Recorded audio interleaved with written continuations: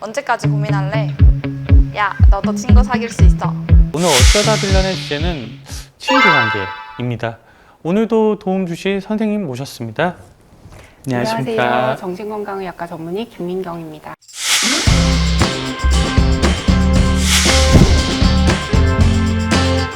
첫째는 친구의 정의를 한번 물어보고 싶습니다. 친구란 뭘까요? 상담실에서 친구 몇 명 정도 있어요. 친하게 지내는 사람 몇 명이에요? 라고 물어보면 사람들은 좀 폭을 좀 좁게 말씀을 하시는 것 같아요. 그래서 그냥 알고 지내는 사람을 친구라고 보통 하지는 않고 그 맥락에서 친구의 의미를 조금 찾자면 같이 시간을 보내기 위해서 좀 노력을 하고 어려운 일이 생겼을 때는 보상을 바라지 않고 도와주는 관계, 이걸 조금 폭 좁은 의미에서 친구라고 할 수 있을 것 같고요.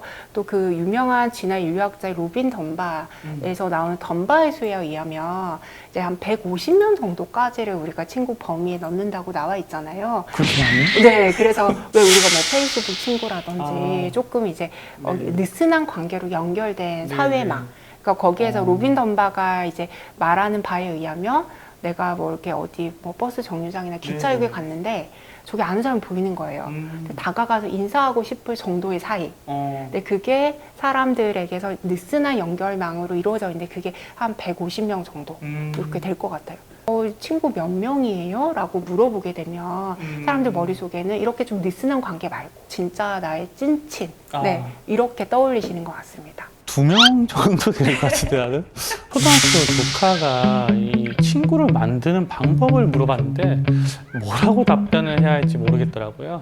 저도 이제 친구를 사귀는 게 자연스럽게 친해진 거라 친구를 사귀는 방법이 따로 있을까요?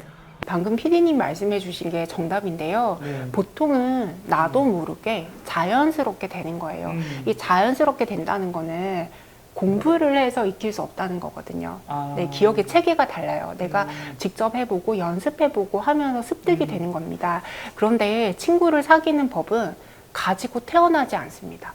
그래서 연습이 필요해요. 사실은 이제 그 진화 인류학자들의 주장에 의하면 영장류를 제외하고는 이렇게 아동기와 성인기 사이에 이렇게 긴 정체기가 있는 동물이 잘 없다고 해요. 보시면은 이제 다른 동물들은 태어나서 아기이다가 갑자기 성체가 됩니다. 근데 우리는 이제 아동기부터 청소년기까지 좀 긴 시기를 거치는 거죠. 그 시기 동안에 사실은 이제 우리가 사회생활을 배우고 사람들을 좀 파악하고 이 사람의 표정을 보고 이 사람이 무슨 생각을 하는지 어떤 감정을 가지고 있는지 내가 어떻게 좀 다가가야 되는지를 연습하는 시기라고 볼 수 있어요. 네, 그래서 그런 연구도 있습니다. 사실은 그런 것들을 연습을 해야 되는 시기에는 많이 분석을 해야 되잖아요. 그래서 이 사람의 표정을 보니까 나가 좀 놀고 싶어 하나? 이 사람이 나에게 호감이 있나? 이런 것들을 연습을 하려다 보면 이제 20대 중반까지는 뇌영상 촬영을 해보면 누군가의 감정 표정을 보고 내가 분석을 할 때 이 이마 쪽에 전전두엽 피지를 많이 사용한다고 해요. 그만큼 빨리 우리 머릿속에서는 분석이 이루어지는 거예요.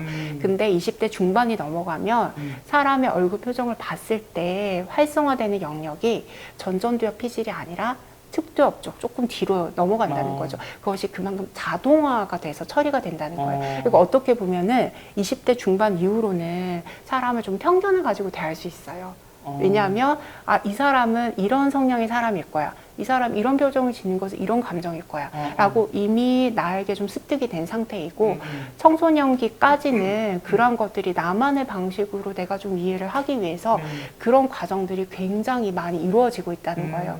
그리고 다른 사람의 감정을 좀 알아채거나 다른 사람의 마음을 유추하는 능력을 우리는 이제 마음 이론 혹은 정신화라고 하거든요.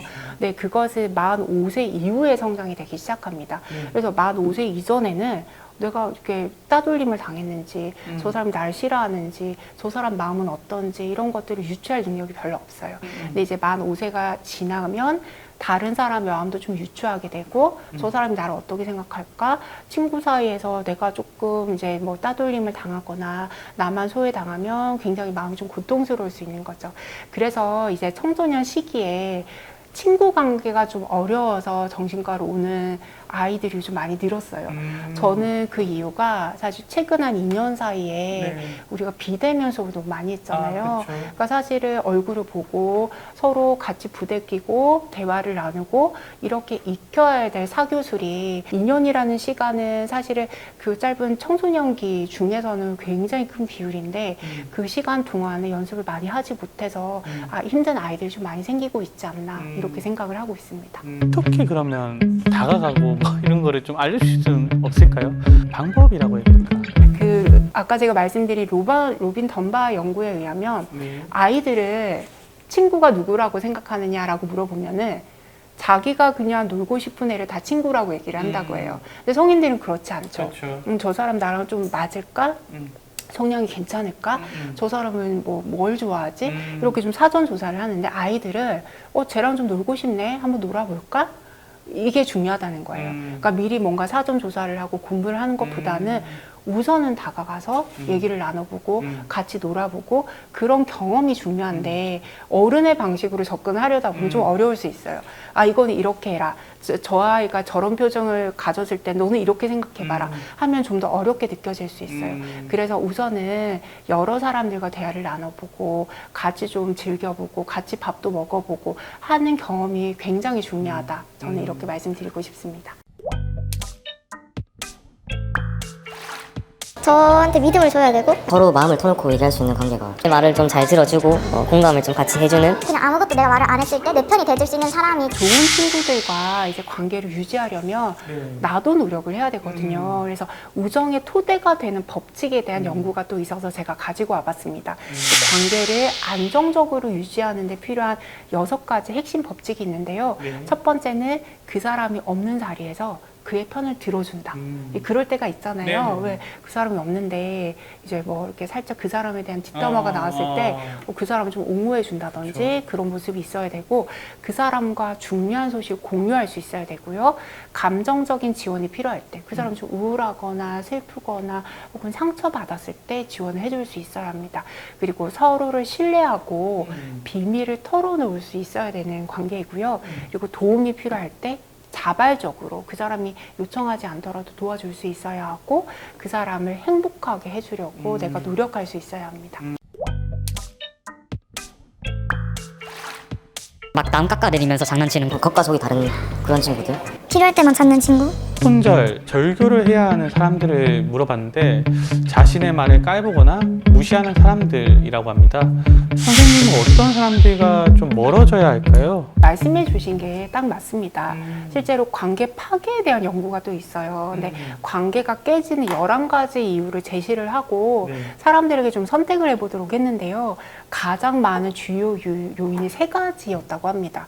우선 관심 부족, 소통 실패, 질투였대요. 질투? 네. 그래서 애착 안정성이 낮은 사람들, 그러니까 사람을 굉장히 잘 신뢰하고 그러지 못하는 사람들이 있는데요. 또 평소에 자신이 감정적 지원을 제대로 받지 못한다고 늘 느끼는 사람들이 있어요. 그런 분들은 관계에서 불안을 많이 느끼고 고독을 많이 느끼게 되는데 이러한 것들이 서로 기대해서 좀 불일치가 되는 거죠. 근데 관계 파괴 위험 높이는 행동인데요.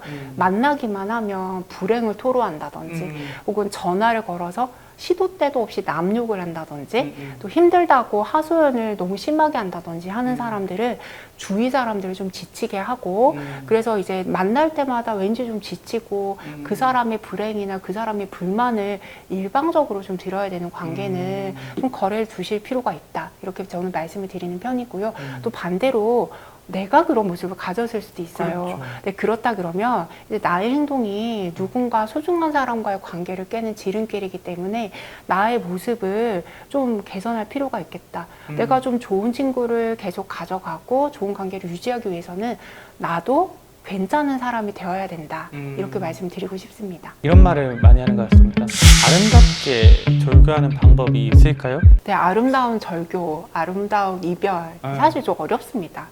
네, 이제 그렇게 되려면 서서히 관계가 멀어져야 되는 거거든요. 그래야지 사실상 고통이 적은데 친밀한 관계일수록 또 믿고 신뢰했던 사람일수록 절교 위기에 처했다는 것이 이제 반대로 굉장히 실망했거나 그 신뢰를 좀 저버린 행동 때문에 굉장히 배신감을 느꼈다는 것이기 때문에 이게 아름답게 서서히 멀어진다는 게 사실상 어려워요. 그리고 뇌에서는 우리가 육체적인 고통을 느끼는 그 뇌 부위와 네. 정서적인 고통을 느끼는 뇌 부위가 동일하다고 알려져 있거든요. 예, 그래서 우리가 배신을 당하거나 혹은 상처를 받거나 했을 때 실제 몸이 아픈 것과 똑같은 고통을 느끼게 되는 거예요.